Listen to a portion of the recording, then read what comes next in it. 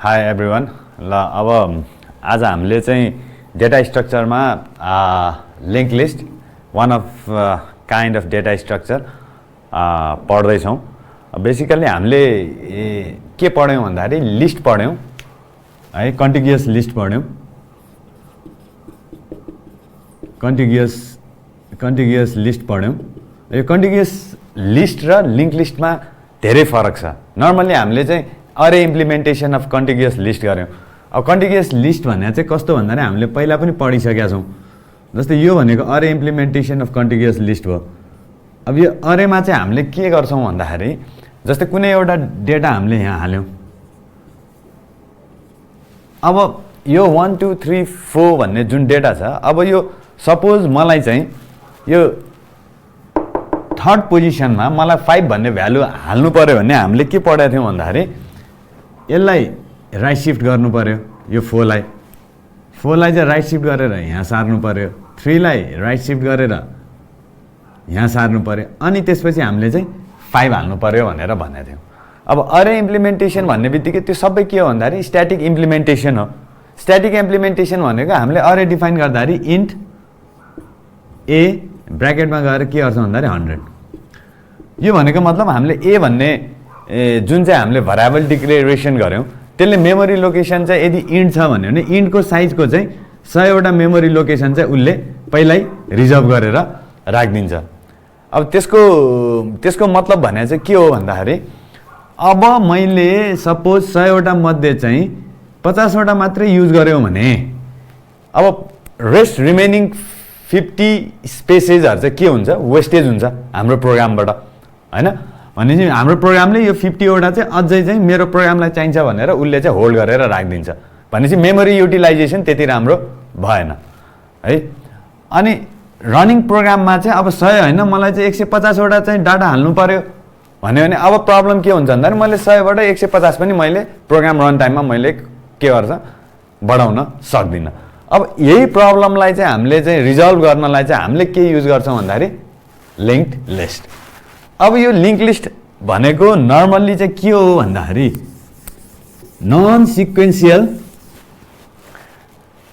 Sequential collection of data item भन्छ। Non sequential भने चाहिँ कस्तो भन्दाखेरि जस्तै मैले अरे ए इक्वल्स टु 100 भनेको मतलब चाहिँ के गर्छ भन्दाखेरि यदि यो मेमोरी लोकेसन हो भने, यदि यस्तो मेमोरी लोकेसन छ सपोज भन्यो भने चाहिँ उनीहरूले कसरी मेमोरी एलोकेट गर्छ, किन भन्दा यो त प्रोग्राम रन टाइम कम्पाइल हुँदाखेरि नै यो स्पेस त उसले रिजर्भ गर्ने हो।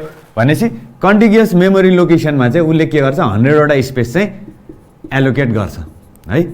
भनेपछि यतिवटा स्पेस चाहिँ एलोकेट गर्छ। अब तिम्रो डेटा चाहिँ के हुन्छ कन्टिग्युअस मेमोरी लोकेसनमा चाहिँ बसिरहेको हुन्छ है। यसरी यो चाहिँ अरे इम्प्लिमेन्टेसन भयो।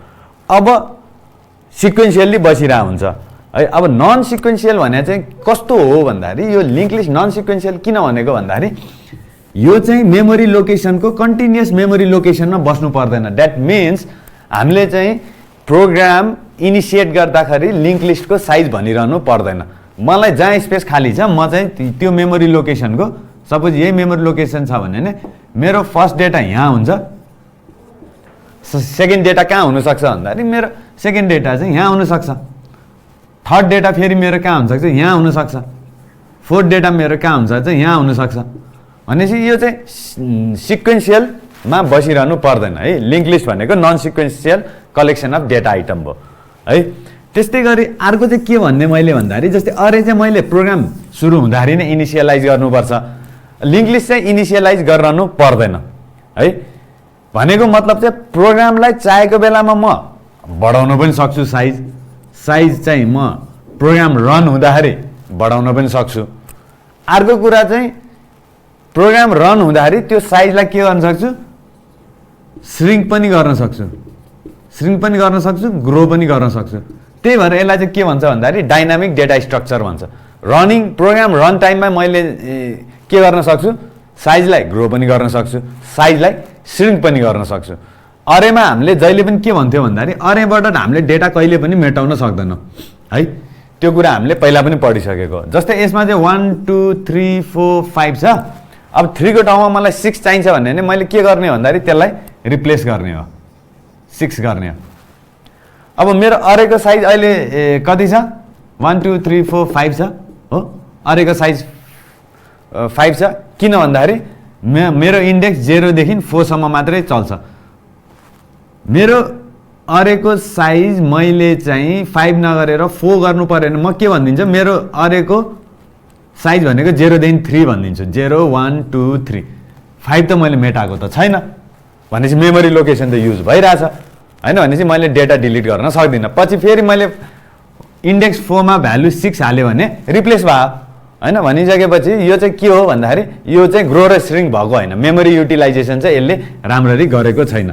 तर लिङ्क लिस्टमा त्यस्तो हुँदैन। लिङ्क लिस्टमा रियल सेन्समा हामीले के गरेर हुन्छौँ भन्दाखेरि डेटाहरूलाई चाहिँ मेमोरी युज गरेको छैन भने, जावा युज गरेको छ भने त्यसले गार्बेज कलेक्सनले युज नगरेको मेमोरीलाई फ्री गरिदिन्छ। यदि सी युज गरेको छ भने हामीले एलोक क्यालोक म्यालोक रियालोक हैन अनि फ्री भन्ने फङ्सन युज गरेर सीबाट चाहिँ त्यो मेमोरी एलोकेसनलाई फ्री गर्न सक्छौँ है। अनि अर्को के छ भन्दाखेरि लिङ्क लिस्टमा, अब लिङ्क लिस्ट कसरी काम गर्छ भन्दाखेरि जस्तै मेमोरी लोकेसन त यहाँ यसरी छ हैन, मेमोरी लोकेसन त तिम्रो यस्तो छ। अब मेरो लिङ्क लिस्ट मैले अघि भने चाहिँ 100 यहाँ छ, 200 यहाँ छ, फेरि 300 यहाँ होला, फेरि 400 यहाँ होला भनेपछि अब लिङ्क लिस्टमा चाहिँ हामीले कसरी काम गर्न हुन्छ भन्दाखेरि लिङ्क लिस्टले चाहिँ यसरी पोइन्ट गर्छ, मेरो अर्को मेमोरी लोकेसन यहाँ छ, अर्को मेमोरी लोकेसन यहाँ छ, यसले चाहिँ के गर्छ यहाँ छ भनेर यसरी चाहिँ पोइन्टरहरूले चाहिँ अर्को मेमोरी लोकेसन म पछिको डाटा चाहिँ कहाँ छ भनेर चाहिँ एउटा पोइन्टर फिल्ड पनि राखेको हुन्छ, त्यसले चाहिँ अर्को डेटालाई पोइन्ट गर्छ। त्यही भएर यो चाहिँ के भन्छौँ हामी लिङ्क लिस्ट है। यो डेटा र यो डेटाको लिङ्क चाहिँ उसले हालिरहेको हुन्छ, यो डेटा र यो डेटाको लिङ्क चाहिँ उसले, यो डेटा र यो डेटाको लिङ्क चाहिँ उसले हालिरहेको हुन्छ। त्यही भएर यसलाई चाहिँ के भन्छ लिङ्क लिस्ट भनिन्छ है। अनि अर्को अघि भनिहाल्ने कन्जिक्युटिभ मेमोरी लोकेसनमा चाहिँ लिङ्क लिस्टको डाटाहरू बसिरहेको हुँदैन। जस्तै अरेमा के भनेको थिएँ, अरेमा चाहिँ कन्जिक्युटिभ मेमोरी लोकेसनमा हुन्छ, यहाँ यहाँ यहाँ यहाँ हुन्छ। अब यसमा चाहिँ कहाँ छ, एउटा यहाँ छ, एउटा यहाँ छ, एउटा यहाँ छ भने कन्जिक्युटिभ मेमोरी लोकेसनमा चाहिँ डेटाहरू बसिरहेको हुँदैन है। अब यसमा चाहिँ अघि भने जस्तै मेमोरी कन्जिक्युटिभ मेमोरी लोकेसनमा नबसिसकेपछि हरेक पोइन्टरले चाहिँ अरू डेटाहरूमा चाहिँ पोइन्ट गरेर चाहिँ डेटाहरू चाहिँ एक आपसमा लिङ्क छ भनेर यो लिस्टले चाहिँ भनिरहेको हुन्छ। यही हो चाहिँ एउटा चाहिँ लिङ्क लिस्टको सिम्पल हिसाबमा डेस्क्रिप्सन है। अब रियल सेन्समा लिङ्क लिस्ट हामी यो पनि एब्स्ट्र्याक्ट डेटा टाइप हो। अब लिङ्क लिस्ट हामी चाहिँ कसरी इम्प्लिमेन्ट गरिरहेको हुन्छौँ भनेर भन्दाखेरि अघि भने यसको दुईटा पार्ट हुन्छ है, 2 पार्ट्स हुन्छ। एउटा तिम्रो इन्फो अर यसलाई डेटा पनि भनिदिन सकिन्छ, अर्को तिम्रो चाहिँ के हो एड्रेस। अर रियल सेन्समा तिमीले भन्दाखेरि नेक्स्ट है। भने एउटा लिङ्क लिस्टमा डाटा हाल्दाखेरि तिमीले यसरी राखिरहेको हुन्छ है। अब एब्स्ट्र्याक्ट डेटा टाइप मेमोरी त कन्जिक्युटिभ लोकेसनमा बसेको हुँदैन।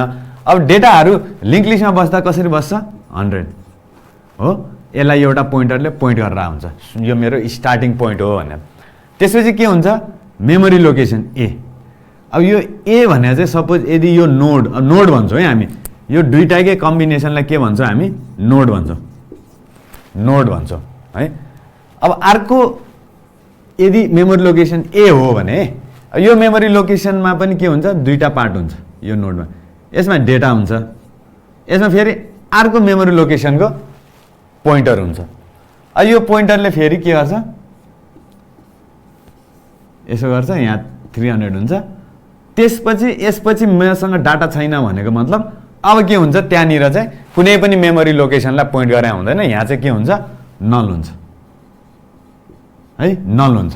नल भनेको मतलब अब मेरो लिङ्क लिस्ट चाहिँ यहाँ सिद्धियो भने यसरी चाहिँ हाम्रो चाहिँ एब्स्ट्र्याक्ट वेमा सोच्ने हो भने लिङ्क लिस्ट चाहिँ यसरी बनिरहेको छ भनेर हामी सोध्छौँ। तर मेमोरी लोकेसन यसरी कन्जिक्युटिभ चाहिँ होइन, यसरी लिङ्क्ड भएर बसिरहेको छ भन्ने कुरा हामीले पढ्छौँ है। अब एडभान्टेजेस अफ लिङ्क लिस्ट के हो त है। अब एडभान्टेजेस अफ लिङ्क लिस्ट के हो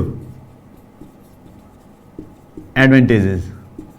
अब एडभान्टेजेसमा चाहिँ तिम्रो फर्स्ट पोइन्टमा मैले मैले के भनेको थिएँ भन्दाखेरि यो चाहिँ डाइनामिक डेटा स्ट्रक्चर हो है, यो चाहिँ dynamic data structure, meaning it can grow or shrink according to the user requirement भनेपछि मेमोरी इफिसिएन्टली युज गर्न सकिन्छ है।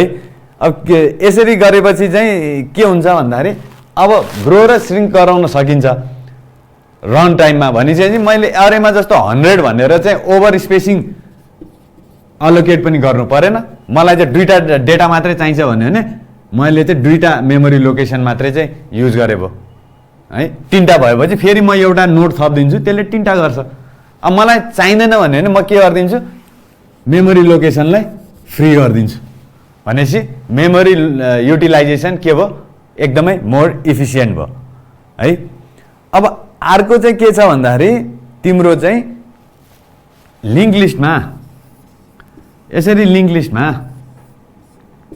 इन्सर्सन र deletion of certain data from any position is far more efficient भनेको मतलब जस्तै अघि मैले सुरुमा इक्जाम्पल दिएको थिएँ, अरेमा चाहिँ के गर्नुपर्छ, मैले इन्सर्ट गरेँ भने राइट सिफ्टिङ गर्नु पर्यो है।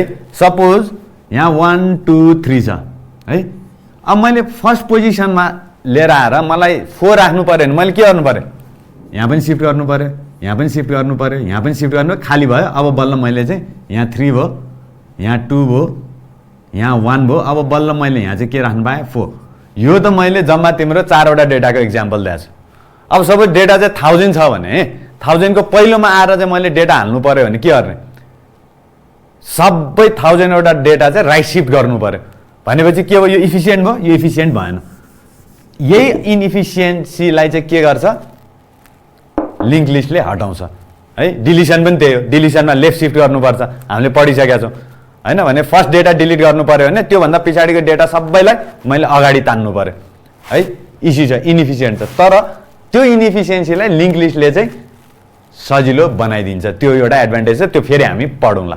अनि अर्को चाहिँ कम्प्लेक्स डेटा स्ट्रक्चरमा चाहिँ हामीले डाइनामिक डेटा स्ट्रक्चर चाहेको ठाउँमा हामीले लिङ्क लिस्टहरू युज गर्न मिल्छ, त्यो एउटा एडभान्टेज हो। डिसएडभान्टेज के होला त, एडभान्टेज छ भनेपछि डिसएडभान्टेज पनि डेफिनेटली हुन्छ।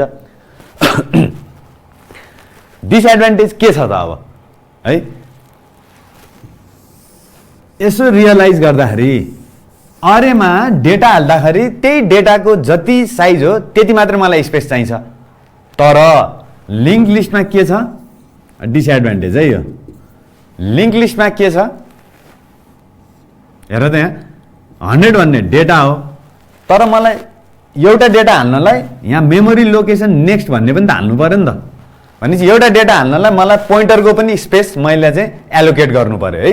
भनेपछि के भयो, स्पेसको कम्प्लेक्सिटी हेर्ने हो भने यो अलिकता चाहिँ इनइफिसियन्ट हुनसक्छ है। भनेपछि स्पेस अलिकता बेसी चाहिन्छ, डेटाभन्दा अलि धेरै चाहिन्छ। किन भन्दाखेरि यो नेक्स्ट भन्ने कुरा चाहिँ मैले डेटासँग एड गरेर राख्नुपर्छ है। त्यस्तै गरी अर्को एउटा डिसएडभान्टेज के छ भन्दाखेरि कन्टिग्युअस मेमोरी लोकेसनमा भएको कारणले यहाँ इन्डेक्स हुन्छ है, यसरी इन्डेक्स हुन्छ। भनेको मतलब यो 0 1 2 3 4 भनेको यो सबै मेमोरी लोकेसन कन्टिग्युअसमा छ। अब मलाई चाहिँ थर्ड एलिमेन्ट पत्ता लगाउनु पर्यो भने नि, यदि यो ए भन्ने अरे हो भने म ए को 3 भन्छु, म ठ्याक्कै एकैचोटि यहाँ पुगेर ए को 2 भन्छु, थर्ड पोजिसन है। ए को 2 भन्छु, म यहाँ गएर यो भ्यालु तुरुन्तै लिन सक्छु। तर यो चाहिँ कन्टिग्युअस मेमोरी लोकेसनमा नभएको कारणले, किनभने मलाई जहिले पनि मेरो लिङ्क लिस्टको फर्स्ट नोडको एड्रेस मात्रै थाहा हुन्छ, त्यो फर्स्ट नोडको एड्रेसले मात्रै चाहिँ मैले के गर्न सक्छु, अब अरू नोड चाहिँ ट्राभर्स गरेर पत्ता लगाउन सक्छु। यो चाहिँ डिसएडभान्टेज हो। भने जहिले पनि म सुरुदेखि नै जानु पर्यो, म थर्ड पोजिसनमा जानु पनि सुरु, लास्ट पोजिसन जानु पनि सुरु, सबै त्यसैबाट गर्नुपर्छ है। अब आज हामीले चाहिँ यसको ब्रिफ इन्ट्रोडक्सन पढ्यौँ लिङ्क लिस्टको, के हो लिङ्क लिस्ट, कस्तो हुन्छ लिङ्क लिस्ट, त्यसको डेटा स्ट्रक्चर कस्तो हुन्छ, त्यसको एडभान्टेज के, त्यसको डिसएडभान्टेज के भनेर पढ्यौँ। अब फर्दर भिडियोजमा फेरि अरू डिफ्रेन्ट टाइप्स अफ लिङ्क लिस्टहरू हामी पढ्दै जान्छौँ है। Thank you very much.